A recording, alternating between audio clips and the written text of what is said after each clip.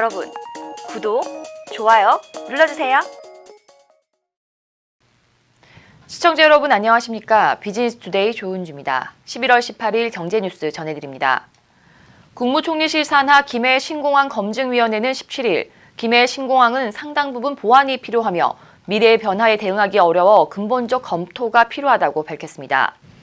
하지만 검증위가 이날 내놓은 검증 결과 발표문에는 김해 신공항은 동남권 관문공항으로서 역할을 하는데 최소한의 기본 여건을 충족하고 있다고 판단했다고 적혀 있습니다. 기본 여건을 갖췄지만 미래 확장성 때문에 재검토해야 한다는 모순적 결론을 낸 것입니다. 이에 따라 2016년 프랑스 전문기관에 의뢰해 김해 신공항으로 결정했던 신공항 계획이 4년 만에 원점으로 돌아갔습니다. 전문가들은 정부 여당이 내년 4월 부산시장 보궐선거에서 이기기 위해 김해 신공항 백지화 결론을 내려놓고 짜맞추기식 결론을 내렸다고 비판했습니다. 조원태 한진그룹 회장은 아시아나항공 인수와 관련해 통합 이후에도 가격 인상은 절대 없을 것이라고 말했습니다. 조 회장은 18일 오전 서울 여의도 정경련회관에서 열린 32차 한미 재개회의에 참석한 뒤 기자들과 만나 독과점 우려가 있을 수 있다며 절대로 고객 편의 저하나 가격 인상은 없을 것이라고 강조했습니다. 산은에서 먼저 의향을 물어봤을 때 할 수 있다고 말했고 여러 차례 만나고 오랜 기간 이야기하면서 진행이 됐다고 답변했습니다. 또한 조 회장은 통합 이후 인력 구조 조정에 대해서는 구조 조정 계획은 없다면서 모든 직원을 품고 가족으로 맞이해 함께할 수 있는 기회를 만들도록 하겠다고 말했습니다.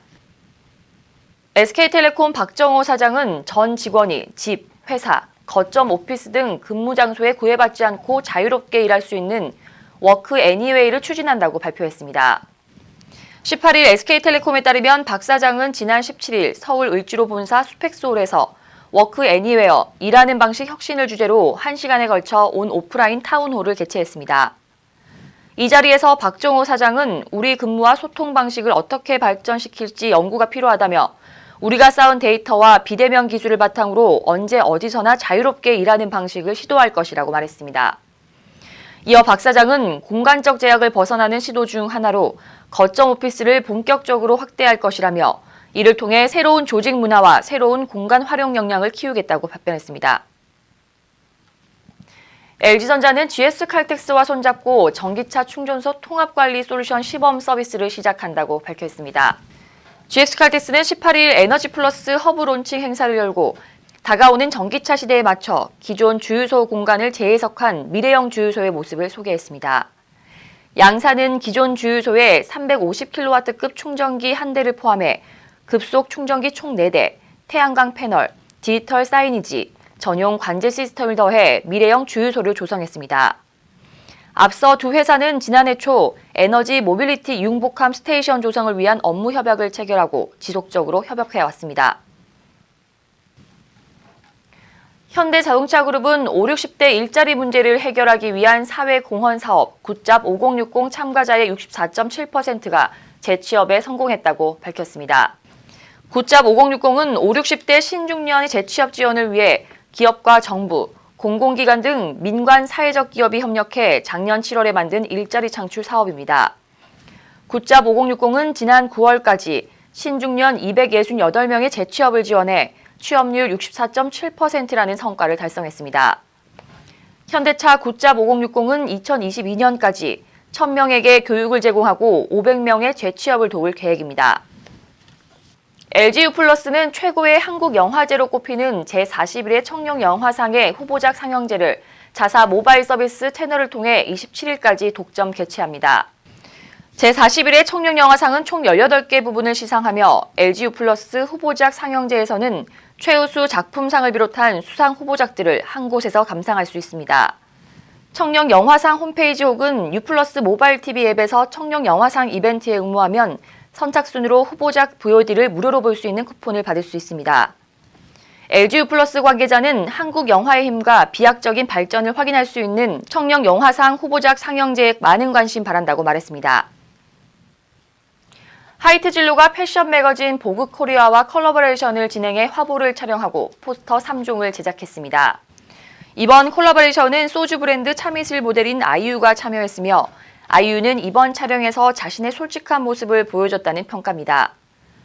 깨끗한 참이슬과 아이유 포스터 3종은 하이트진로의 영업지점을 통해 전국 음식점에 배포됩니다.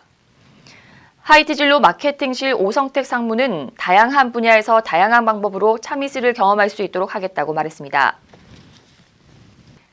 법무부 감찰 담당관실로 파견 갔던 김용규 인천지검 형사 1부장이 출근 하루 만에 파견 명령이 취소돼 원대 복귀한 것으로 확인됐습니다.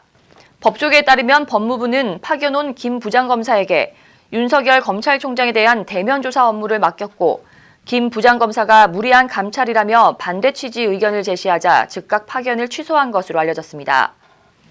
김 부장검사의 파견 취소를 두고 검찰 내부에서는 무리한 감찰이 도를 넘었다며 노골적인 총장 모욕주기 감찰이라는 비판이 커지고 있습니다.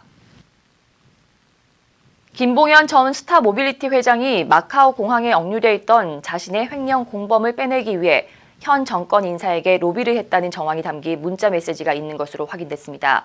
조선일보에 따르면 당시 김 씨는 민정에다 부탁해서 윤 총장이 사건 담당 영사하고 다 말해놨다고 말했습니다.